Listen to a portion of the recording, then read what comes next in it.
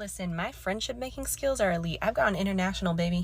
Me and my mom went to the island of Penghu for the firework festival. Best fireworks show I've ever seen in my life, by the way.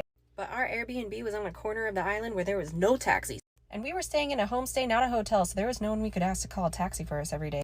So I was like, looks like we gotta make friends with the next taxi driver that we meet. Now, before we went to Taiwan, I tried to learn Chinese for 3 weeks. I learned about 150 words, that's it. And most of them were all centered around ordering food. So after we got our next taxi driver and he dropped us off, I stopped him and I said, "你我朋友."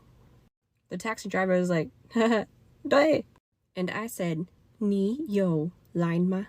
And then I pulled up my Line messaging app. So I added him online and I kept messaging him all the time.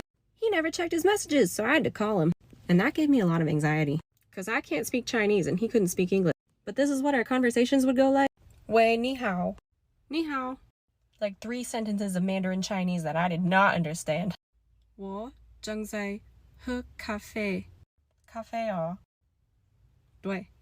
Okay, how? And then I would just send him the location of wherever I was at, and it worked. And every time I got in the taxi cab, he would start speaking Chinese a lot. And I wouldn't understand any of it, but I could understand the words 美国朋友 and Taiwan 朋友.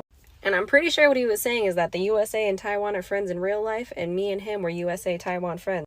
Anyways, the second day he taxied us, he asked to take a picture together. And then he sent them to me online. Look how cute my Penghu Pengyo is. Well, like the third day he called me and he said a bunch of stuff in Chinese that I did not know what he was saying, but he did say the word Mei Mei. I was like, is he calling me Mei Mei?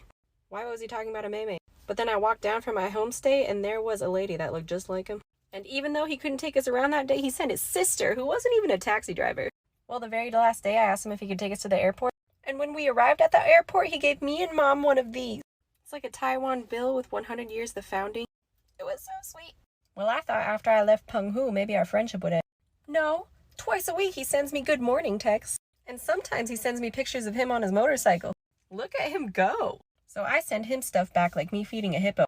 I mean, he keeps up more with me than my own family does. I made a friend for life, baby. All it took was learning 150 words of Chinese.